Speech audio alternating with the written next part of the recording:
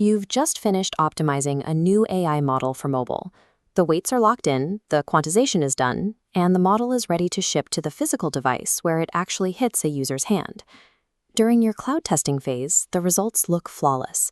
This dashboard shows the model holding at 95% accuracy while it passes every automated continuous integration check in your pipeline. Immediately following deployment, users report that their devices are becoming physically hot to the touch, while batteries drain to zero in under an hour. You open up your monitoring tools to find the source of the failure, but the simulation metrics remain perfectly green. Every virtual test suggests the application is running exactly as intended. Relying on a cloud simulation's green checkmark creates a dangerous illusion. Shipping an edge AI model based entirely on emulator data means shipping blind to the physical constraints of reality. To understand this disconnect, we have to look past the software dashboard and focus on the physical silicon operating inside a warm device in a user's pocket. Physical hardware responds drastically to heat. At 40 degrees Celsius, a chip engages thermal throttling to prevent damage, causing 95% accuracy to drop to 71%. Furthermore, power-saving states and firmware updates splinter performance into unpredictable trajectories that no cloud emulator can replicate. Cloud emulators do not experience thermal throttling or battery-induced power shifts. Because they lack these physical variables, cloud accuracy scores cannot predict how a model will behave on real silicon. Developers target the Neural Processing Unit, or NPU, because it runs AI math with extreme battery efficiency. Here, data flows efficiently into the NPU.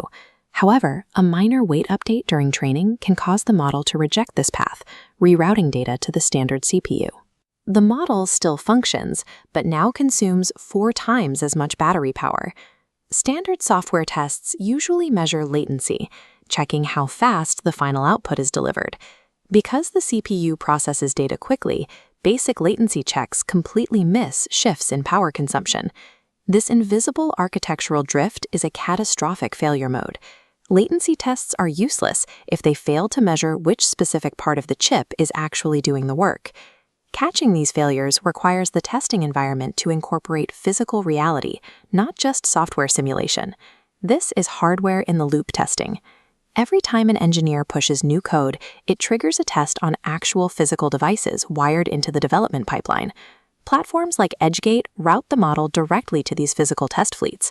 Whether it's a Snapdragon chip or an NVIDIA Jetson board, the code runs on real silicon in under 60 seconds. By testing on physical hardware, teams can enforce strict performance gates. They can set rules requiring NPU compute to stay above 95% and peak memory to remain under 150 megabytes. If an update causes a silent CPU fallback, the physical gate detects the compute shift and immediately blocks the code from merging into production.